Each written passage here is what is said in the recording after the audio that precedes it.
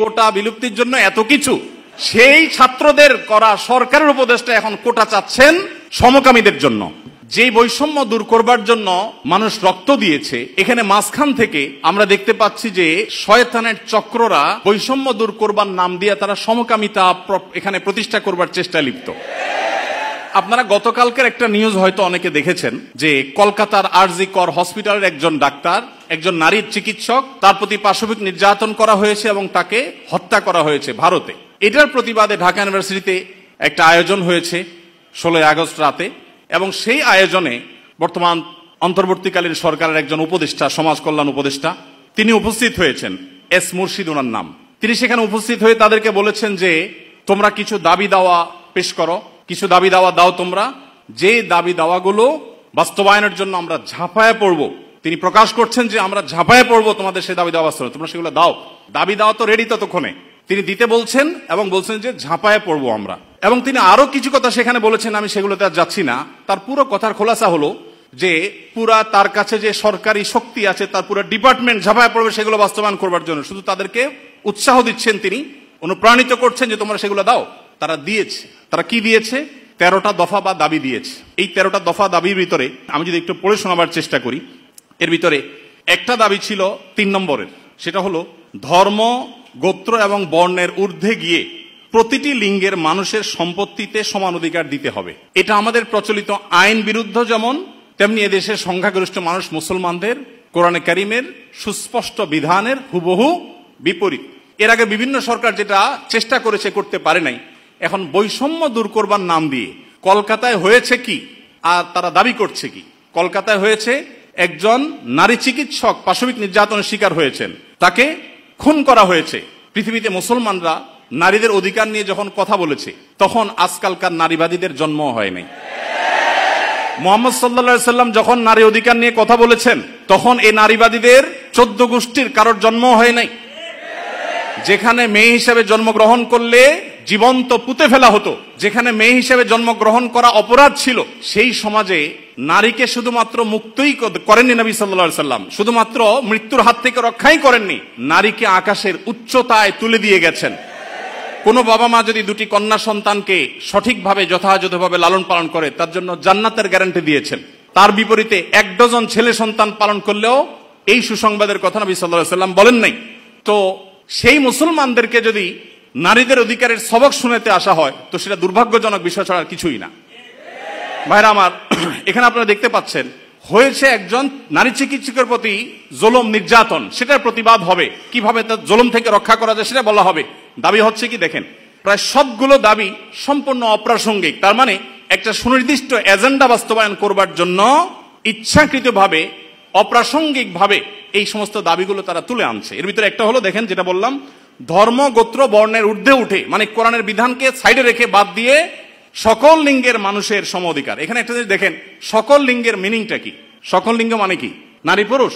জি না, মূলত সমকামিতার কথা সরাসরি না বলে এই যে সকল লিঙ্গ, তারপরে যে আপনার জেন্ডার ডাইভার্সিটি, জেন্ডার বৈচিত্র্য, লিঙ্গ বৈচিত্র্য, এগুলো সবগুলোর মিনিং হলো যে এখানে তারা সমকামিতাকেও একটা লিঙ্গ হিসাবে, সমকামীদেরকে একটা লিঙ্গ হিসাবে, ট্রান্সজেন্ডারদেরকে একটা লিঙ্গ হিসাবে এখানে প্রবেশ করাচ্ছে, সরাসরি বলছে না। তো যাই হোক, এখানে কোরআন কারীমের আয়াতের বিধান থেকে আমাদেরকে, সারা দেশের মানুষকে সরে আসার জন্য আহ্বান করছেন। এই দেশে ছাত্ররা বৈষম্য বিরোধী, কোটা বিরোধী আন্দোলন করেছে কি কোরআন কারীমকে পরিবর্তন করবার জন্য?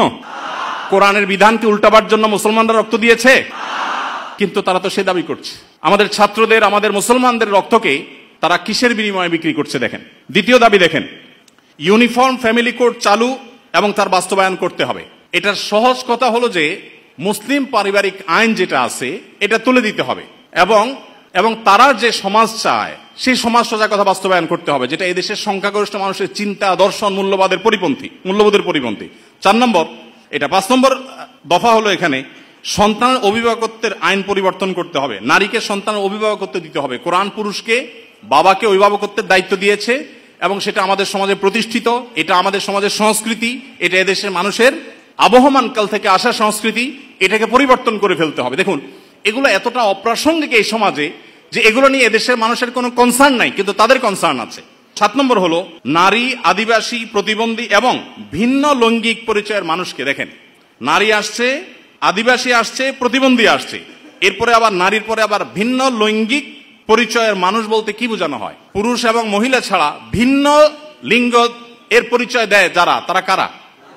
ট্রান্সজেন্ডার। আরো সহজ করে বলতে গেলে সমকামী। কারণ একজন পুরুষ যখন নিজেকে নারী ঘোষণা করে তখন তিনি আরেকটা পুরুষের সাথে বিয়ে বসে, কারণ তিনি ঘোষণা করছেন নিজেকে নারী, এখন একটা পুরুষের সাথে বিয়ে বসেন। যখন একটা ছেলেকে বিয়ে করেন তিনি, তখন আগে থেকেই তো তিনি পুরুষ, এখন একটা ছেলেকে বিয়ে করলেন, তাহলে সমান সমান কি দাঁড়ালো? সমকামী। তো এই সমকামিতা এদেশে মানুষকে গিলানো সহজ হবে না, সেজন্য এই সমস্ত শব্দের মায়ের পেশ তারা দিচ্ছে। আপনি দেখেন প্রতিটা দফায় হয়েছে কলকাতায় কি, আর তারা দাবি করছে কি। তো এই যে ব্যাপারটা দেখেন, এখানে তারা বলছে যে নারী, আদিবাসী, প্রতিবন্ধী এবং ভিন্ন লৈঙ্গিক পরিচয়ের মানুষদের প্রতিনিধিত্বের জন্য যৌক্তিক অনুপাতে কোটা বরাদ্দ দিতে হবে। যে কোটা বিলুপ্তির জন্য এত কিছু, সেই ছাত্রদের করা সরকারের উপদেষ্টা এখন কোটা চাচ্ছেন সমকামীদের জন্য। বলেন, এই মানুষগুলো যারা শারীরিকভাবে সুস্থ সবল, তারা নিজের মেধায় তো লড়তে পারেন, কিন্তু এখানে নারীদের জন্য শুধু কোটা চাচ্ছেন তিনি তা না, তিনি ভিন্ন লৈঙ্গিক পরিচয় ধারণকারী মানুষদের অর্থাৎ সমকামীদের জন্য তিনি কোটা চাচ্ছেন। সমকামীদের শুধু বৈধতা দেওয়ার কথা বলছেন না, তাদের জন্য কোটা রাখার দাবি করা হচ্ছে। এরপরে আমরা দেখতে পাচ্ছি যে 8 নম্বর যে দাবি, সে দাবিতে লেখা আছে যে বলা হয়েছে যে 1860 সালের গর্ভপাতের আইন বাতিল করতে হবে, নারীকে গর্ভপাতের পরিপূর্ণ স্বাধীনতা দিতে হবে। মানে জেনা ব্যভিচার হবে, অসামাজিক কার্যকলাপ হবে, মনে চাইলে গর্ভপাত করবে, এই বিষয়গুলো ইজি করে ফেলতে হবে, সোজা কথা। তো গর্ভপাতের মাধ্যমে যে ভ্রূণ হত্যা করা হয়, এটা কি হত্যা না? হত্যা না। তো মানবতার ধ্বজাধারীরা দাবি করছেন কিসের? যে একটা মানব ভ্রূণ হত্যা করার অনুমতি দিতে হবে, স্বাধীনতা দিতে হবে। এ দাবি করছেন কারা? মানবতার সবক দেয় যারা আমাদেরকে সকাল বিকাল তারা। ভাইরা আমার, এরপর আপনি দেখেন কলকাতায় ঘটেছে কি, একজন নারী চিকিৎসকের উপরে জুলুম হয়েছে, আর তারা চাচ্ছে কি যে কোনো নারী যে কোনো জায়গায় গর্ভপাত করতে পারবে, পারমিশন চাচ্ছে। তার মানে যত রকমের অবৈধ সম্পর্ক আছে, জেনা ব্যভিচার আছে, এগুলো করে যাতে কারো টেনশন করতে না হয়, সে রাস্তা যাতে সুগম হয়, সেটা তারা চাচ্ছে। কলকাতা হয়েছে কি, আর তারা দাবি করছে কি? আচ্ছা, এরপরে দেখেন 9 নম্বর দাবি করেছে তারা, নারী এবং লৈঙ্গিক বৈচিত্র্যের মানুষের জন্য সমান কর্মসংস্থানের সুযোগ দিতে হবে এবং নিরাপদ কর্মসংস্থানের নিশ্চয়তা দিতে হবে। তার মানে নারী এবং লৈঙ্গিক বৈচিত্র্যের মানুষদের কথা বলা হচ্ছে এখানে। পুরুষ তো আছেই, মহিলা পুরুষের বাদে আবার বিভিন্ন লৈঙ্গিক পরিচয়ের ধারণকারী মানুষদের জন্য কর্মসংস্থানে বিশেষভাবে তাদের জন্য সুযোগ দিতে হবে, পরিবেশ করতে হবে। তার মানে কি, নারী পুরুষ ছাড়া আর কি আছে? ট্রান্সজেন্ডার বা সমকামী। যদি আপনি বলেন না আমি এখানে তৃতীয় লিঙ্গ বুঝাইছি, তাহলে তৃতীয় লিঙ্গ বলতে আপনার সমস্যা কি? লৈঙ্গিক বৈচিত্র্য শব্দ বলতে কতগুলো অক্ষর ব্যবহার করতে হয়েছে, উচ্চারণ করাও তো একটু কঠিন। আপনি তৃতীয় লিঙ্গে বলতে সমস্যা কোথায়? হিজড়া বলতে যদি আপনি না চান, না বললেন। তৃতীয় লিঙ্গ তো আমাদের দেশের স্বীকৃত ভাষা, সংবিধানের ভাষা, তাহলে সেটা ব্যবহার করতে অসুবিধা কোথায়? তার মানে এটা তাদের উদ্দেশ্য না। আমি তো দায়িত্ব নিয়ে বলতে পারি এটা তাদের উদ্দেশ্য। তাদের উদ্দেশ্য হলো সমকামী বা ট্রান্সজেন্ডারদেরকে তারা সমাজে প্রতিষ্ঠা করবার অপচেষ্টায় লিপ্ত। ভাইরা আমার, এখনো দেশের কিছুই ঠিক হয় নাই, কত জটিল অবস্থা। এখনো পুলিশ ভালো করে তাদের কাজে যোগদান করতে পারেনি, এখনো স্থবিরতা আছে, স্টাবল হচ্ছে না। সবাই সর্বাত্মক সহায়তা করছে, আমরা সবাই সহায়তা করছি। এই শুরুতে এসেই দেখেন তারা একটা পর একটা দফা দিচ্ছে, এবং সেখানে এদের দফার সাথে দফা দেওয়ার জন্য, দাবি দেওয়ার জন্য উপদেষ্টা মহোদয় তাদেরকে বলছেন এবং বলছেন ঝাঁপিয়ে পড়বেন তিনি এই দাবিগুলো বাস্তবায়ন করবার জন্য। এরপরে 10 নম্বর দাবি দেখেন, প্রতিটি ভিন্ন ভিন্ন লৈঙ্গিক পরিচয়ের মানুষের রাষ্ট্রীয় পরিচয়পত্রে তার লৈঙ্গিক পরিচয়ের স্বীকৃতি থাকতে হবে। তার মানে পুরুষ, মহিলা, ট্রান্সজেন্ডার বা সমকামী এটা থাকতে হবে। পুরুষ মহিলা তো আছেই, তাহলে প্রতিটি লৈঙ্গিক পরিচয় ধারণকারী মানে কি বুঝাচ্ছেন আপনি? আপনি বলেন যে পুরুষ, মহিলা, হিজড়া বা তৃতীয় লিঙ্গ, এটা তো হয়ে যায়। কিন্তু প্রত্যেকটা মানে কি? প্রত্যেকটা লিঙ্গ পরিচয় ধারণকারী মানুষের মিনিং হলো এটা।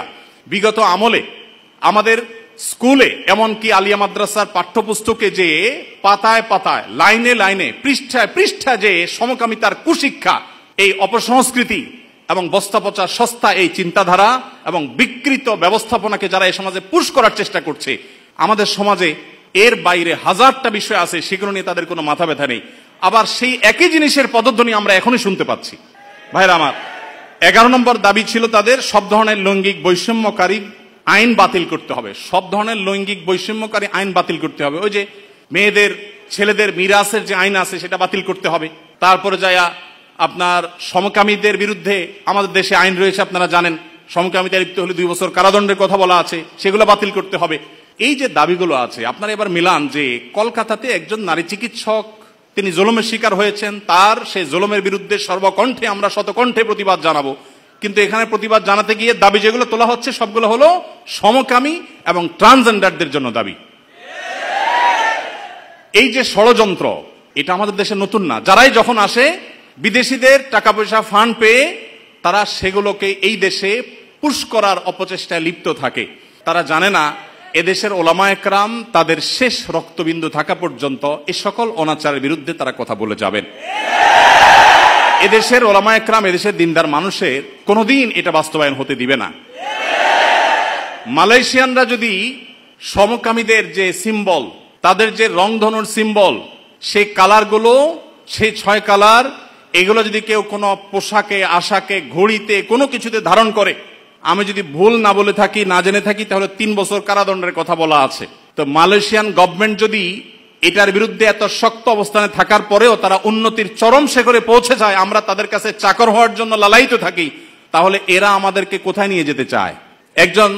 একজন উপদেষ্টা মহোদয় তিনি বর্তমানে আমাদের প্রচলিত আইন সংবিধানে থাকা জিনিসের বিরুদ্ধে, সবচেয়ে বড় কথা হলো আইন সংবিধানের চেয়েও বড় জিনিস হলো এদেশের সকল ধর্মের মানুষের কাছে ঘৃণিত একটা বিষয়কে সমাজে স্টাবলিশড করবার জন্য রীতিমতো প্রকাশ্যে এখন তারা নেমেছেন। এখন একজন আলেম হিসাবে, একজন দায়ী হিসাবে আমাদের বুদ্ধিবৃত্তিকভাবে এই সকল ষড়যন্ত্র মোকাবেলা করতে হবে।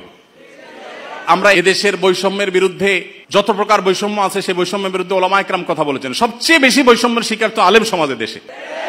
আলেমদের চাইতে, দাড়ি টুপি এবং হিজাবের চাইতে বেশি বৈষম্য এদেশে কার প্রতি হয়েছে? আমাদের এই সমাজে শুধুমাত্র এই স্বাধীনতার পর থেকে না, ব্রিটিশ আমল থেকে শুরু হয়েছে। ওলামায়ে কেরাম এবং দিনদার মানুষ তারা এই সমাজে সবচেয়ে নিগৃহীত, সবচেয়ে নিষ্পেষিত। একটা বাজেট ঘোষণার পর কেমন বাজেট হয়েছে, বাজেট ভাবনা জানতে চায় বিভিন্ন মিডিয়াগুলো, আপনি জানেন। টকশো যেরকম হয়, অনেক সময় দেখা যায় বাহিরে তারা সাধারণ মানুষের, জনমানুষের বাজেট ভাবনা তারা জানতে চায়। একজন রিকশাওয়ালাকেও জিজ্ঞাসা করে, রিকশাওয়ালা ভাই, এই যে বাজেট সম্পর্কে আপনার কোনো মন্তব্য আছে কিনা? কিন্তু আপনারা অবাক হবেন, আজ পর্যন্ত বাজেট নিয়ে কোনো আলেমের বক্তব্য কোনো মিডিয়া আমার জানা মতে জানতে চাই নাই যে আলেমদের ভাবনা কি। আলেমদের কোনো ভাবনা থাকতে পারে না?